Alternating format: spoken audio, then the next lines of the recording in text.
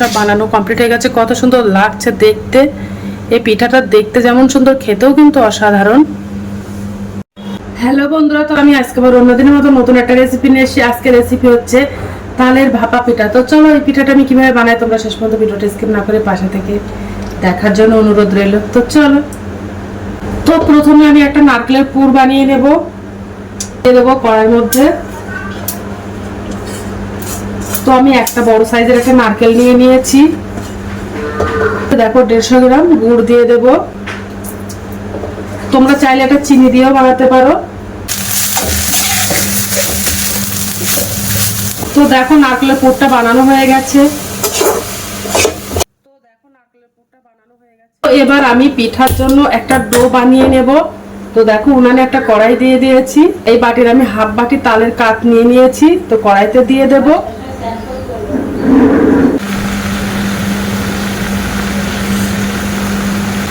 ওর মধ্যে একটু অল্প পরিমাণে লবণ দিয়ে দেব, আর হাফ বাটি মতো চিনি দিয়ে দেব।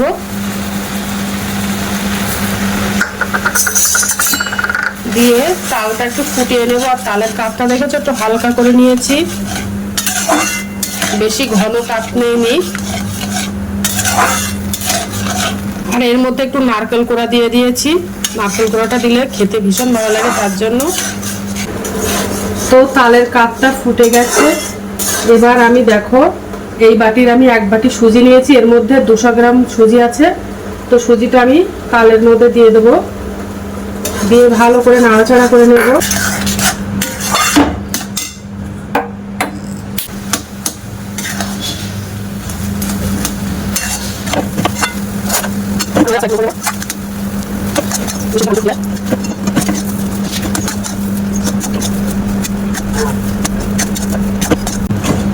তো দেখো ডো বানানো হয়ে গেছে, কত সুন্দর হয়েছে। এবার আমি গ্যাসটা অফ করে দেব। ডোটা বানানো কমপ্লিট হয়ে গেছে। এবার আমি একটা প্লেটে তুলে নেব, তুলে ঠান্ডা করে নেব তারপরে। তো দেখো শক্ত করে আমি একটা ডো বানিয়ে নিয়েছি। একেবারে নরম করিনি, একটু শক্ত করে নিয়েছি।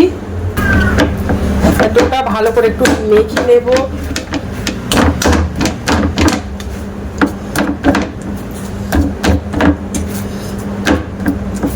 এখনো গরম আছে ডোটা। পিড়ি নিয়ে নিয়েছি, ওর উপরে একটু ময়দাটা ছড়িয়ে দেব হালকা, যেন নিচ থেকে জোড়া না লেগে যায়, তার জন্য।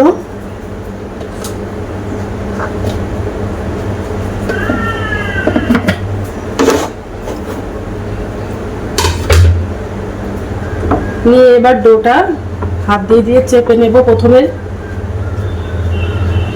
একটু বেলুনি দিয়ে বেলে নেব, নিয়ে একটু পাতলা করে নেব। নিয়েছি, নিয়ে আর একটু পাতলা একটু বড় করে নেব।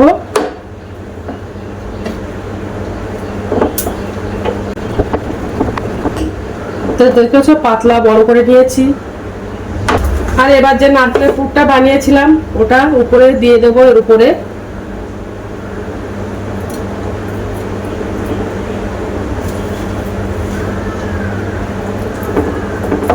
একটু পাতলা করে দিয়ে দেব।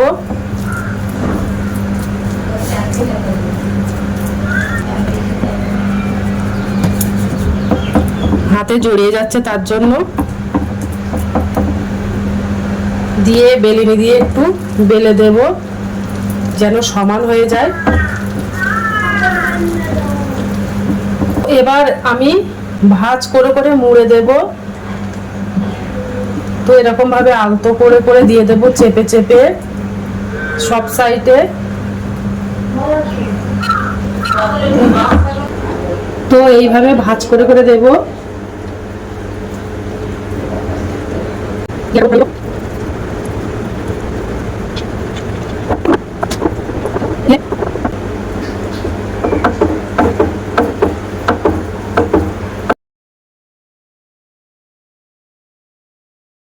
তো এবার পিঠাটা ভাপ দিয়ে নেব। তো দেখো কড়াইতে জল দিয়ে দিয়েছি, আর দেখো একটা ছিদ্র থালা নিয়ে নিয়েছি। ওই থালাটা দিয়ে দেব কড়াইয়ের উপরে। দিয়ে যে পিঠাটা বানিয়েছিলাম, তো পিঠাটা এর উপরে দিয়ে দেব। একটু বড় হয়ে গেছে, তো সমস্যা নেই। তো পিঠাটা একটু বড় হয়ে গেছে, আমি মাঝখান থেকে দুটো ভাগে ভাগ করে নেব, নিয়ে তারপর ভাবে বসাবো। তো দেখো আমি দুটো ভাগে ভাগ করে নিয়েছি, ভাবে বসিয়ে দিয়েছি। আমি 5 থেকে 7 মিনিটের জন্য ভাপটা দিয়ে নেব। তো ভাপটা হতে থাক। তো দেখো পিঠাটা ভাপানো কমপ্লিট হয়ে গেছে, আমি 7 মিনিট মতন ভাপিয়ে নিয়েছি। তো এবার আমি গ্যাসটা অফ করে দেব। তো দেখো পিঠাগুলো সব ভাপানো হয়ে গেছে। তো এবার আমি পিঠাগুলো কেটে নেব। তো আমি ছুরি দিয়ে কাটবো না, দেখো সুতো নিয়েছি, সুতো দিয়ে কেটে নেব। আর সুতো দিয়ে কাটলে কিন্তু এই পিঠা কাটাটা একদম খুব সুন্দরভাবে হয়।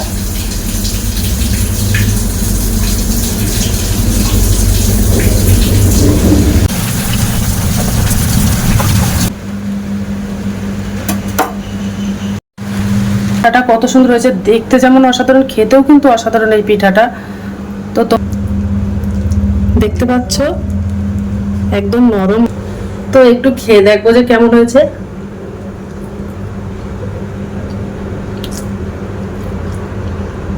তো আজকের দিনের মতো ভিডিওটা এখানে শেষ করছি। তো টাটা, বাই বাই, সবাই ভালো থাকবে, সুস্থ থাকবে।